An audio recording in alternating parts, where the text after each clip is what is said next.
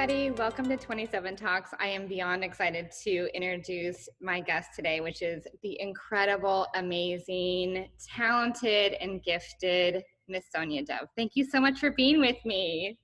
Thank you. Thank you for asking me.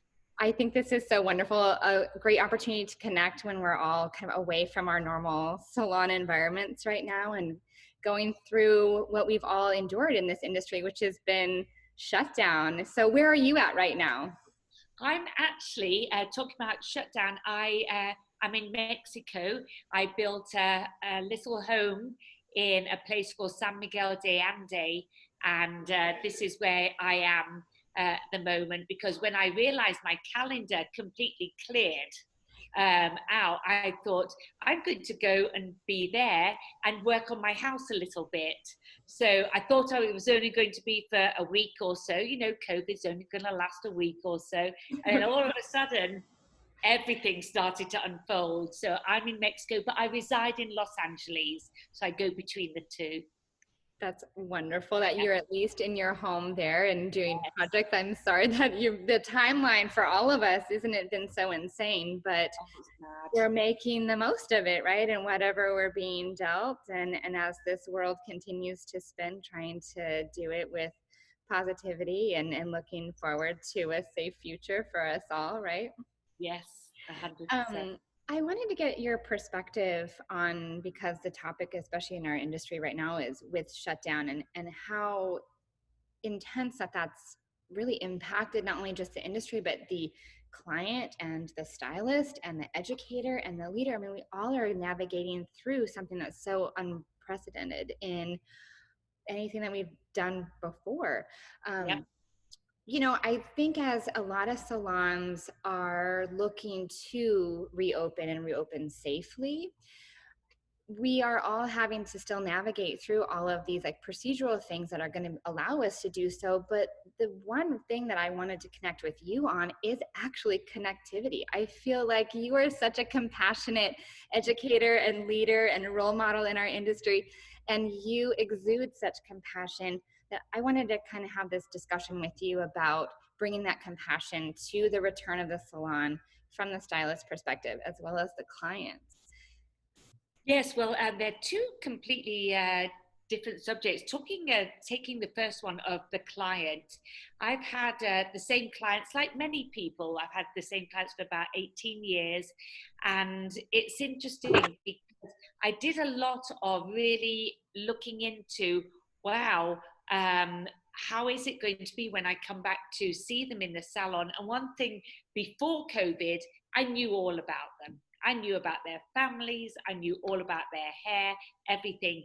But during the time in lockdown at home, I still kept close connection with my clients through texts, emails, more in a virtual way.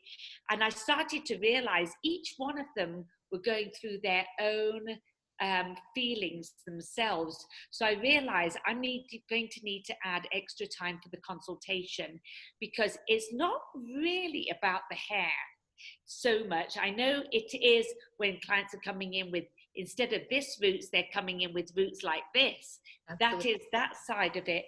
But it's more of a mental, psychological challenge that I see when we have our clients back, because we don't know what they're going through. I mean, all the voices in their head that are talking to them while they're sat in our chair, now coming back into the salon. Are they cleaning it enough? Oh, I'm feeling really nervous.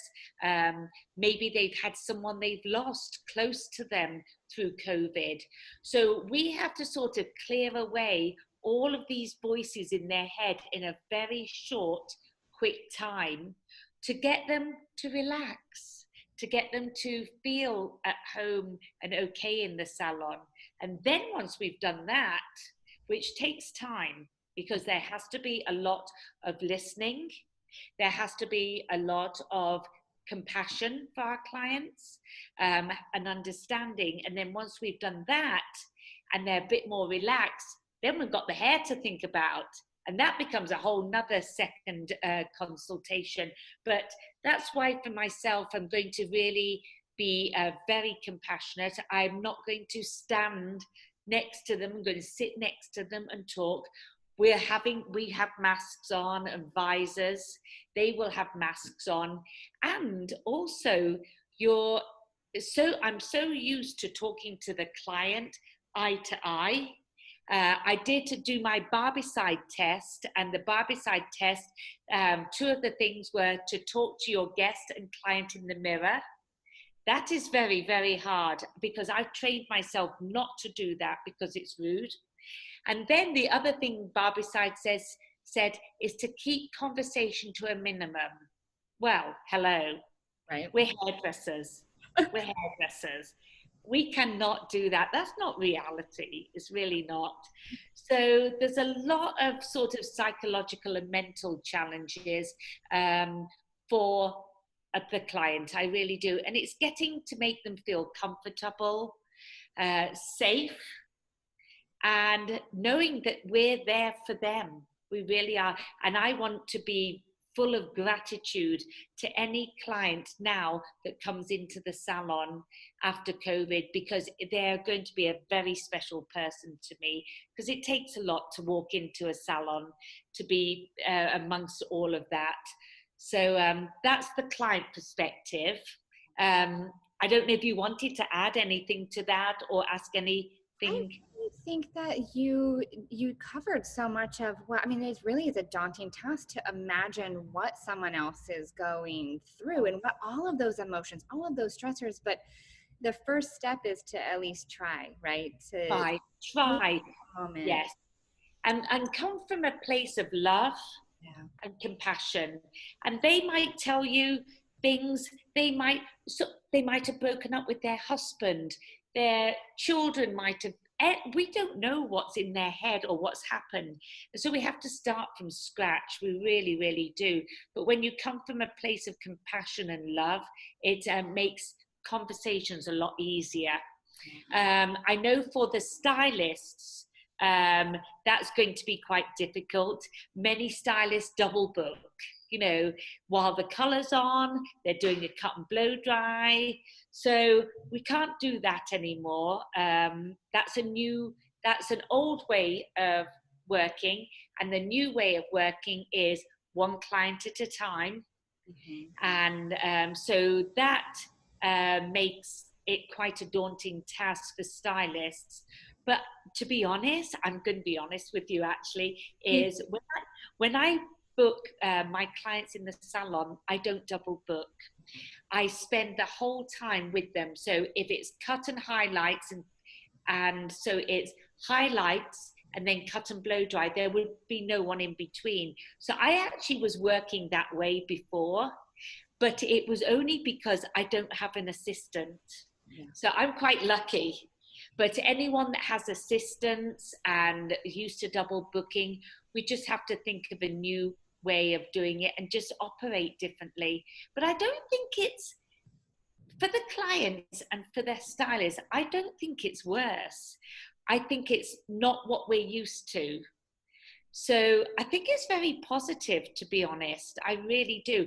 I'm already finding with my texts from my clients that a good 60% of them want something dramatic done, because they're not afraid now. They're not afraid to make the change of having their hair cut from long to shorter or going from one color to another. The fear of the hair has gone a little bit. So I think it's an exciting time, really and truthfully, and it's a time of doing business differently. The Sonya Dove before COVID is not going to be the Sonya Dove in the salon with my stylists that work with me or with my clients. I can't be the same before. I have to reinvent myself. And also maybe we're not able to do that many clients a day, because it's not easy to work with the mask on. Oh my gosh. As you can see, I wear glasses for close things. Well, the visor fogs up, the glasses fog up. So it's baby steps. I will say though, and this is a little bit of a touchy subject, a lot of people have asked me, how am I charging lesser prices than before, the same or more? If someone's coming in with roots like this, I, it's more product, Yes, yes. and I am going to be charging a bit more. The sanitization process, Mhm. I've had to buy all these things personally, and salons do, and it's costing more. So I am charging more. Yes, I'll lose some. I will. I will. But we can't. I don't feel I can drop my prices because that's going to get me into a downward spiral. It really is. The Yes. cost of the PPEs alone, of just the gear, the sanitation, everything. Now, granted, when we first we came back to into the sun 5 weeks ago, and 5 weeks ago, with all of those safety measures, the cost of a gallon of sanitizer was like $50, and so Yes. luckily in these weeks that things have begun to kind of even out, but you still have to have all of those procedural protocols on You hand do. that are disposable, and You do. that part is really hard for me. It's like every time I put on the disposable apron and I'm like, oh, I just envision this like floating off down in the ocean. It makes me so upset. But Oh, and you're yeah. just trying to find, again, like you were saying, inventing these creative ways to work around. Like, okay, so next steps for us is how do we get rid of the disposables and get enough like changeable aprons that we can wash and sanitize properly for an entire team. But again, to your point, that's a whole large undertaking of It costs, and is. it really does add up. And again, with being creative with the booking aspect of it as well, and not doing the double bookings and things like that, we Yeah. have to kind of stay on our toes to keep the business moving, but do it in a safe manner. And then, and equally, we're all creative people as Yes. stylists, aren't we, right? Yes, we are. And I think it's also important to explain to the client we're not doing business now how we did it before. I mean, all these things cost money. I mean, I'm just curious. The aprons, I think when I go back into the apron, we're just like going to wash them over and over. But Yeah. I wonder if there's disposable aprons. I don't know. I don't know. And we've been kind of teasing that we look like we're more working sandwich counter, like with the Yeah, plastic all the way down. Or yeah, but honestly, it's that cost of it and the waste is a huge component. It truly is, and it's workable here and now, but I don't find that that will be sustainable for yeah. however long we need to. No one's got the crystal ball for that answer right there of how long, No, but no one has. No but one has. being, having that ingenuity of like being able to this is what we do today, tomorrow we're going to hope for this, the next day we're going to hope for that, and again it's like the Yeah, I think combination of that. yes, I think we all have to be flexible. We Mhm. can't plan ahead. We just cannot anymore. I mean, even honestly, even I take one day at a time now because I personally such a planner, and my calendar for doing shows and classes and education was full for 2020, and I had half of 2021 booked, and now there's just absolutely nothing. And that made me realize, Sonia, you have to let go of that A-type personality and not plan so far ahead, because we have to be flexible and move. I mean, what happens today might not happen tomorrow. And who's to say, are we going to be closed down again? Are we not? I mean, and also, I will say, I think the hardest thing for people, and this isn't just hairdressers, but people globally, is the confusion. There Yeah. is such a confusion. Do this, no, do that. Drink this, no, do this. The confusion in the world at the moment is at the highest level I've ever seen in I could ever imagine, because we're living history. We are absolutely living history. People in the future are going to read about this historic time. We're in it. We're in it. You Absolutely. know, remember when we were at school and we're learning history, and we are in this historical time. So It's quite interesting. It definitely is. And I do think that the only way back to sane, and I can't preach this enough, and I think you would agree with me as well, is again, is just living each day with that positivity and that love and outreaching a clean and sanitized hand and saying, I got you, and bring it in. You know, I think that people just need, they need for that. They need that moment of pause. And you know what? They want to sit in this chair, right? And say, the world is confusing. I'm confused. I don't know what tomorrow is, but all I know is that I want you to give me for an hour, for 2 hours, however long that takes. I just want to feel something that feels like me again. And that's, those are hard shoes to fill though, for sure. And that takes time and effort, quiet patience. And I think, like you said, leveling with your guests, sitting down next to them. I'll share with you real quick. We actually, one of my team members had this ingenious idea, and we've created like a rolling rack, like fashion cart rolling rack Oh, yes, with yes. one of those clear plastic shower curtain liners. So we used the rings up top and then cinched it really tight on the side.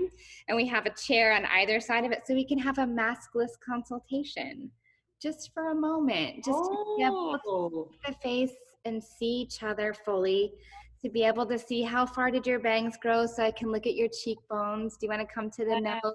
Having them have a oh, sanitized mirror on their side, and then we've got one on ours, and so we can kind of do this number to each other. But it's just enough of that like oh, quiet moment to be able to sit there and just say, I see you. I see oh, you. You're wow. still That's there. brilliant. And to be able to do it safely. And so I think that, again, back to, it was an amazing, creative, genius idea by one of my team members that it's resonating really well. And I think it's more that the more of us that can keep sharing these like good from the heart, like it's all about them, it's all about us. In Yeah. terms of, let's be real, we do hair because we love it. It makes us feel good too. It really does. And so, And yes, and it's interesting because each client's different. Some of my clients, I don't know if they'll want to wear a mask. They're like, oh, it's all a load of, mhm. everyone's got their own take on it. I know it's going to be mandatory in the salon to wear a mask, but then there'll be some client. It's just going to be interesting. I'm excited when I go back into the salon, but then I have to take each situation as an individual because I just, yes, I don't know. And I know one thing, I can't do as many clients in a day that I used to before. That has to be cut down because we've got to think of ourselves. Absolutely. We can't run ourselves into the ground and work 15 hours a day. We'll be ill, ourselves. Sure. I know that's a huge concern actually that you brought that up. That's a huge concern for myself as a salon leader for my team. You know, we're working 9 a.m. So we're getting that in salon, masked up, ready to go. And we're wearing the KN95s. Yes. And because we are so close, and now here in our city it is mandatory, everywhere you go you have to have a mask. So that kind of, it was nice because it took that, oh well, do you have to just now Yes. everywhere does. And so we don't have to be like that salon that's like, oh, we make you. Now it's just like, well, everyone has to, so we're Everyone. hurtled It's over that. better. But my, Yeah, no, it's better. yeah, it makes it a lot easier. But our team members, because they're in it from 8:30 to then we close at 7, and some of us are open to close. What we decided to do is schedule in mask breaks, and we do this for the clients too as well, where they can have a safe space where they can remove themselves away from others, either in we have a private room or in the restroom for a moment if they need to. But my team members, what we've been doing is doing pulse oximeter checks on all of us every hour. So our front of house will go around and we just offer a sanitized finger. We just check our oxygen, check our heart rate, see how we're feeling. And if it's heart rate is high and oxygen a little low, we know it's time for a break. And so we'll pepper in those breaks during sanitation times anyway, but we regularly check it to make sure that we're not running each other into the ground just by trying to get all Wow. these rebookings in. So that's been kind of nice too.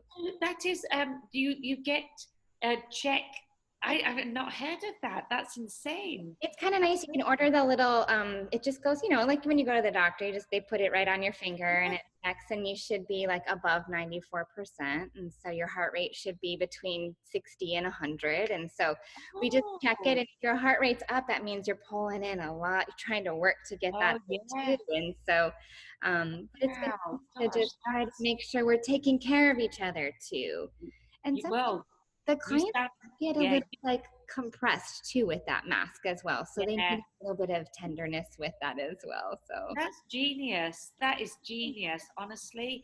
I love how, like, one of your staff members came up with an idea as something. You've got an area where you can take the mask off. That's really great. That's thanks. fantastic. Congratulations on Well, that. thank you. But I think, honestly, the more that we can all be sharing, right, the better that we get to navigate through Yeah, all of this. I mean, and then we yeah, still have an industry that's strong and safe and healthy at the end of the day. And that's all we can do, but do it with still feeling that yes, connectivity and that love too. So, yes. Oh, that's brilliant. Well well, done. I love that we got a chance to talk about from the emotional side of things. And I could talk about the emotional side of things all day long. Like, Oh, let's, I could you as well. well, I had a couple of questions that I wanted to ask you just to, have fun and just Yeah, get a yeah, little yeah. bit of info about you. It's like speed dating. I love it. What is your favorite non-salon activity? Dancing to house music. Yes, I that's can awesome. I can fist pump anyone under the table. I Yeah. love it. I feel like, and now correct me if I'm wrong, I think I heard you tell a story that you did go to Burning Man and you got Yes. to like, I'm, yes, yes, I'm a burner. yes. Unfortunately, this year Burning Man is not happening, Yeah. uh, and I actually, to be honest, I don't know. I don't know if it would happen again. Yeah. It's 80,000 people, and the washing their hands thing and water. Yeah, I don't think it's going to. But I love two things I love is I love music and I love house music and I love dancing. So that's one thing. The other thing I love is nature, Mhm. being in the middle of nowhere with no city near, just being, I love nature, whether it be ocean, mountains, wherever. I love camping. I don't like to wear a lot of makeup. I do wear a lot of makeup when I'm on stage, but personal preference is not to. So putting those two together, music and nature, I like music festivals where you can get off the grid for the weekend and it's a Saturday, Sunday. There's no cell service and you just have a very good time. Awesome. That's awesome. Well, if it ever happens again, I want to join you. Oh, um, what gets your creativity going? What's the one thing that like always is gonna spark it for you? It's like your routine or something that just ignites you. stopping and I'm not ADD, but I can multitask a lot and do things like that. And the way for creativity to come to me is being still. Uh, it is my toughest challenge and it's not the easiest thing that I do, but I try to set myself a goal for just stopping once a day or once every few days. Once a day has not happened for a while, but just be without thinking I've got to do this, I've got to do that. So when I'm able to just sit, and in my house here I have a rooftop, um, like a terrace rooftop thing, and I like to sit out up there just for a few minutes and just decompress, and that's usually when I get my best ideas. That's Just awesome. stopping, that's it. Sounds simple but really difficult to do. It is. I think if you have that kind of hummingbird personality where you can just do a lot of fast things, it is Yeah. hard to sit still. That's wise words, though, for Yes. sure. So, what's your favorite song right now? Oh my gosh, that's hard. I Big question, right? But it's hard to answer. It is, and I have to say, I am stuck on that one because I don't listen to any popular music. I like house music, and I usually listen to DJs spinning. So a lot of DJs are doing virtual spinning. Yeah. So as far as songs go, oh my gosh. Well, what's your favorite that you're tuning into on the virtual then? Um, there's a DJ called Armin K out of Morocco, and I tune into his virtuals all the time. He's a Moroccan DJ. I like lots of European DJs, and I tune into them. One of them is called Unders. He's from Amsterdam, no, from Berlin. So they're Berlin, Amsterdam, Morocco. But tune-wise, what they do is they don't have a tune. They spin music that is just organic. Yeah. That's awesome though. That's yeah. So it's not like a track. Mm-hmm. Um, It's got to be so freeing though. oh yeah, because it's just bassy house music, and it's just different. And I actually stand in front of the TV, and when they're on, I do my virtual, yeah, I'm doing that in front of the TV, but it's all done virtually. And I'm pouring myself a glass of wine while doing it. As you should. Or two. Yes, 100%. Oh. What is your, like whenever, and we'll just say hypothetically, yep. What's the next place that you hope to travel to? Oh. Just in dreaming of. Yes, well, I had a festival booked with Nicholas to go to, but it was in August in Poland. Again, music festival in a forest, lots of DJs. But I had to. It's not happening. But I was going to visit Sweden and Copenhagen, Denmark and Sweden before that, because I've never been to them. So I was hoping to go there. But oh gosh, there's so many places I want to visit. I'd love to go to New Zealand. Yeah. My boyfriend and I were talking. I'd love to go to Namibia, the place with the red sands and the black trees. There's so many places. Tuscany. It's Naples in Italy. I'd love to go to parts of Italy, but we did have a trip planned to Stockholm and Denmark that we had to cancel. Well, so that will be next. The future invites us to be able to do that. I hope. Yeah, and I love traveling. I love discovering places. I set myself a goal once a year that Nicholas and I would go to a place that we've both never been to.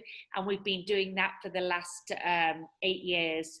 But I think that's come to an end for a while. Yeah. We can dream and hope and look at photos. Can. I'm never going to stop dreaming. Yes, never stop dreaming. Never. Please don't. Because I love your dreamer sensibility, because it's inspiring. It's so inspiring. Well, what is your favorite? I have a couple more. What's your favorite place to eat anywhere? It's in San Miguel. In San Miguel, where I'm in. This town has some of the best restaurants I've ever been to, and it's like a dining experience. So the restaurant that I like to go to is called La Donna, and it's in a hotel here in San Miguel, and the hotel is called Nena, and the menu is just exceptional. They have a lot of fine dining here, even though a lot of people don't realize it. And like Michelin star restaurants, they have a lot of that here in this little town, this small little town. Yes, and it's a UNESCO heritage town. But yes, so many restaurants. That's awesome. Yes. There are. At least you're in a good spot with good food right now. That's Yeah. fantastic. If you could learn any language, and I don't know if you know any other languages, but if you could choose one, what would you choose to learn? Spanish. Spanish. Really? Yes, In yes. fact, tomorrow morning, I do Spanish classes twice a week. You do. That's Yes, and wonderful. it's uh, first of all, it was on Zoom with Yes. someone here in San Miguel, and now I'm actually going, and we both wear masks, and we sit 6 feet, at least 6 feet away, and I go to Spanish lessons. That's amazing. Do you Yeah, feel like, I mean, obviously your mask is safety first, but do you feel like it's even harder to it's learn hard. and like to articulate and for It's you to harder. really get, It's harder. So what I do, I go in, it's private class, it's only one person. It's not a class with other people. And then when we're in there, the teacher is quite far away from me, and he takes the mask off to yeah. pronounce, Oh, that's because it's very hard. It's right. very hard. Yeah. I can only imagine how hard that is. Yeah. That's I incredible wanted, hearing that. I wanted to be able to learn Spanish while living here in Mexico, because for all I know, and seriously, this might happen, the salon could be open this Friday and I need to jump on a flight back to Los Angeles. So I want to fill my time with all of my dreams and wishes. And one of my dreams was to learn Spanish because I have a home in Mexico. That's fantastic. Well, I'm glad you're getting the opportunity to do so there. My very last question for you is in the last, we'll say since March, so the last few months, Yeah. what has been, there's been so many things that have been such a damper on, in terms that you could go kind of down that negativity Mm. rabbit hole. What is Yes. the one thing that has given you the best moment, the most emotional satisfaction or love or gratitude? What's that one moment that's been so uplifting for you? Wow, gosh, that's a your questions are I'm brilliant. sorry. They're brilliant. One thing that I think out of all of this, I've seen a lot of media and lot of pictures of how the earth is healing. And I've seen pictures of, like an example, I saw a picture of India, Delhi, and how it was normally, and it's smog and grey and yellow, and you can't even hardly make out the people in the street for the smog. And they showed a picture of Delhi, and it was blue skies, and you can see things. So for me, the big great thing is the love in my heart for the earth, like, and the animals and everything, getting for the environment to heal. And honestly, I don't want to go too deep in this because everyone has their own uh, personal thoughts, but I really think this whole COVID, plus all of the other things that are happening in the world, um, that it's a reset. It's literally is a reset button, and if we don't learn to reset it, there's just going to be more and more negativity come. And I think that's what's happening. We're not taking in how spiritual this moment is for us all. It's a very deep spiritual learning of what we've done to the earth, and it's almost a little bit of a slap. Mhm. Um, and I think that's why more and more negative things happening. I don't think we're getting it. It's not about politicians and like and religion. We just have to love. We are one. We are one, and I truly believe it. All lives matter. All lives matter. I mean, it's really a big time that we just have to love everybody and be there for each other. So, yeah, the environment side has been the big aha moment. And also, I have to dive myself into that to feel like it's going to be okay. Because I'll be honest with you, the first few weeks in March, I had such a bad time. The first months, I had a bad time sleeping. because there's so much negativity and what I was reading on social media. It was awful. And so I had to disconnect myself a bit to regain my positive manner, because I was not having a positive 4 weeks for sure. It was a hard start for everybody. Definitely, when Uh, I think I've never had so many nightmares. Then yeah, when it shut down, it was like every night I couldn't. So I can totally relate to that. But yeah, again, once you kind of level that out and realize, you take a deep breath in and say, okay, if I yeah, like lead with the love and I lead with good positive and find that, like you just said, the reset component yeah. of it, it can really turn us around, can it? Yeah. And just listening to you, I have to honestly say, I'm going to come out of having been chatting with you. You are a very positive person, and I can what you've given to me during this time has been really fabulous, because you have such a great positive energy, and I think like attracts like. You know, I mean, that's how we were when we first saw each other, and if we just be positive ourselves and do good things and be kind to our neighbor, don't worry about anyone else.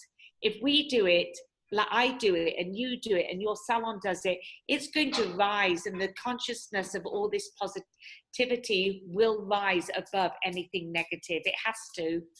It has to. Well, I put all my chips on that too because it has to. It definitely has to.